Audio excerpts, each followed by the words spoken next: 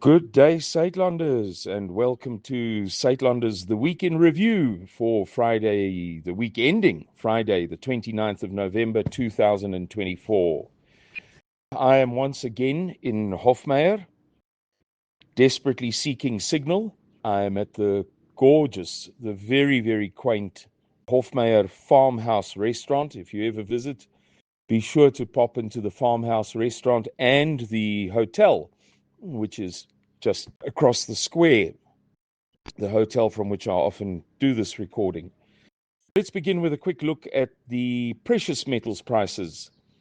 They're always of interest to we preppers. Gold remains very much down from its record of almost $2,800 at the end of October, now at $2,663, but that is still a price undreamed of a year ago, and it looks to strengthen. Silver, too, is a long way off its mid to late October record of almost $35 a troy ounce, that is to say 31.1 grams. It's now at $30.70, but still a very happy number by historical standards. Before we go on with the week's news, here is a reminder that Suidlanders' founder, Mr. Gustav Miller, will conduct the 16th of December Day of the Vow, the Geloftefees, at Tannie Lisa se Sandgat in Van der Kloof, a gorgeous, very quaint location. Proceedings shall begin at 10 a.m. Bring a camp chair. Refreshments will be available. Right.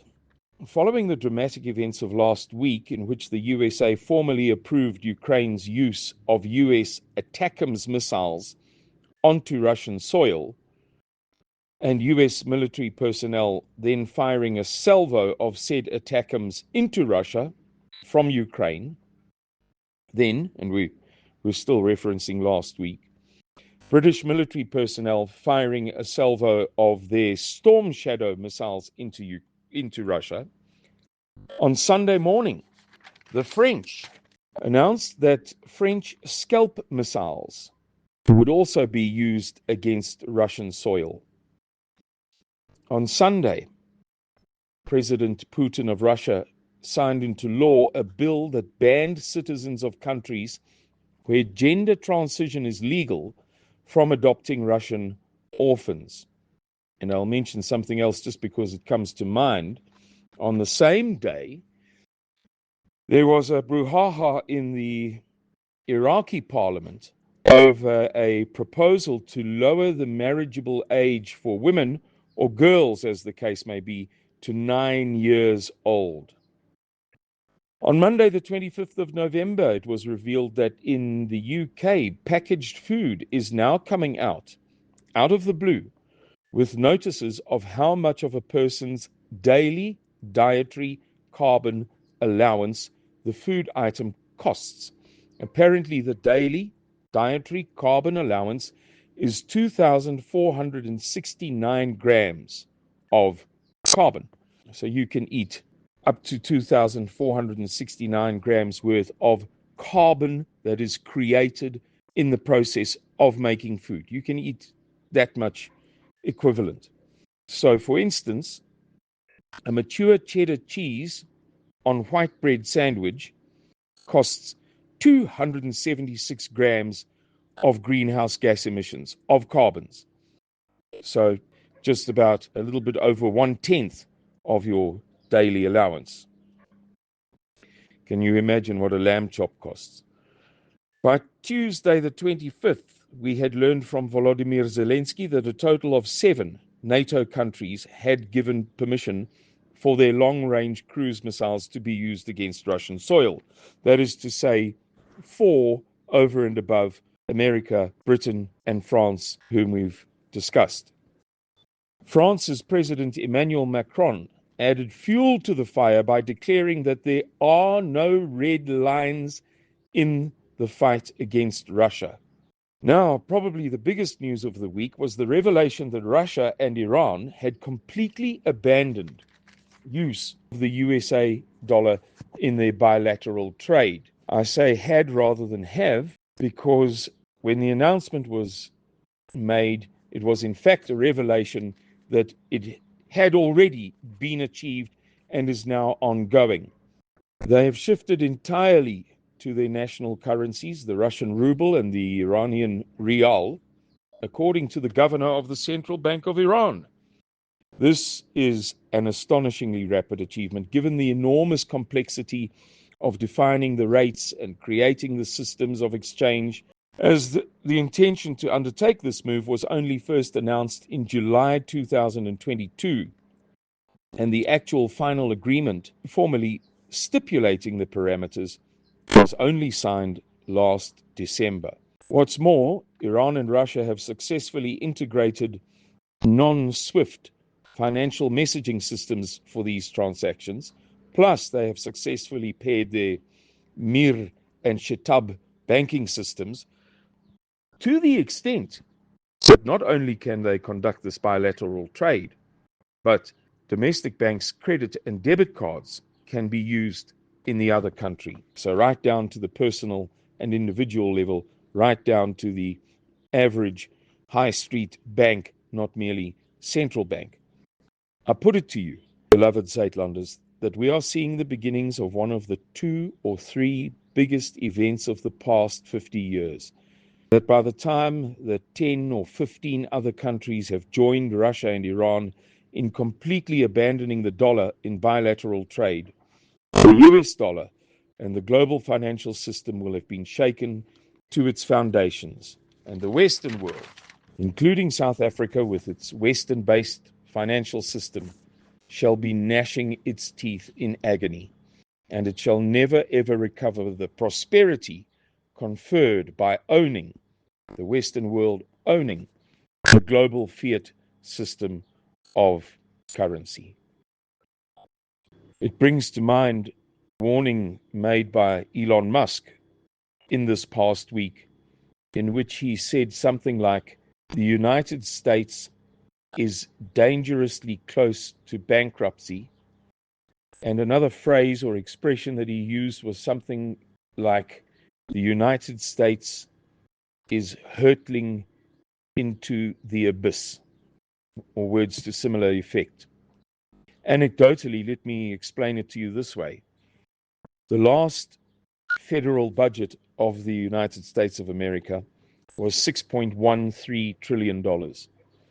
Its gross income was $4.44 trillion, meaning that there was a $1.7 trillion shortfall that had to be borrowed. That's 38% of the budget.